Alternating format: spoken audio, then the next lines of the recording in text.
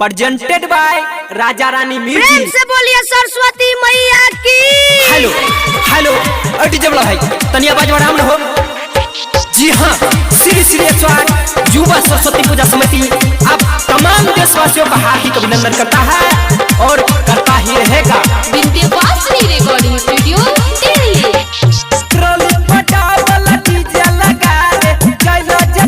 सरस्वती मैया रे ट्रोली पटावल डीजे लगा रे, चल जते सरस्वती मैया रे रात तू कैरे के सब जगह रे सब जगह नाचैल वीरेंद्रा भजो तैयार, जल्दी से जोरा जोरा नेटवर्क के तार नाचैल गणेश भजो तैयार, जल्दी से जोरा जोरा नेटवर्क के तार। ट्रोली पटावल डीजे लगा रे, चल जते सरस्वती मैया रे ट्रोली पटावल डीजे लगा रे, चल जते सरस्वती मैया रे रात तू कैरे के सब जगह रे सब जगह नाचैल अनुजवा भजो तैयार, जल्दी से जोरा जोरा नेटवर्क के तार नाचैल अखिलेशवा भजो तैयार, जल्दी से जोरा जोरा नेटवर्क के तार। जी हाँ, एक आवश्यक सूचना,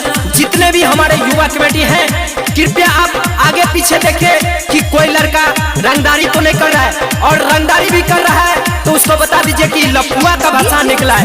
कृपया शांति बनाए रखें। Vindhyavasini recording studio Delhi.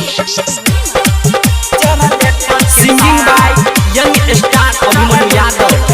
अरे बतिया के सब कोई घुसाइले रे कान में, हेतै धमाका मैया के भसान में, हेतै धमाका मैया के भसान। अरे बतिया के सब कोई घुसाइले रे कान में, हेतै धमाका मैया के भसान में। डीजे पर नाचेला कोई नहीं रोकतै, जे जदी बोलबै त मुंह कान खराबै। डीजे पर नाचेला कोई नहीं रोकतै, जे जदी बोलबै त मुंह कान खराबै। जिया गम के बड़का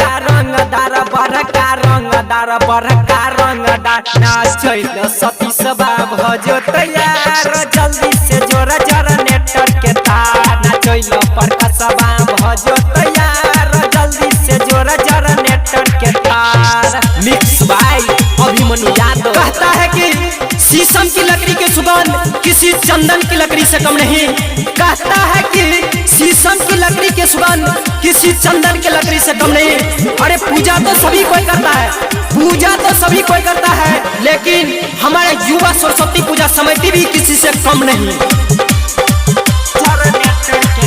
अरे नाचे के बेरू में करू नहीं शरम, मूड बनाइले रे भजे पे गरम, मूड बनाइले रे भजे पे गरम। अरे नाचे के बेरू में करू नहीं शरम, मूड बनाइले रे भजे पे गरम। बिना बाली के भक्त कबो नहीं थकतै, रुकतै नहीं डांस भले डीजे फटै। बिना बाली के भक्त कबो नहीं थकतै, रुकतै नहीं डांस भले डीजे फटतै। अभिमन्यु यादव लगे न छठा रे लगे न छठा, नचैल सुरेंद्रा भजो तैयार, जल्दी से जोरा जोरा नेटवर्क के तार नचैल अभिलाषवा भजो तैयार, जल्दी से जोरा जोरा नेटवर्क के तार। हिला दही डीजे वीरेंद्र।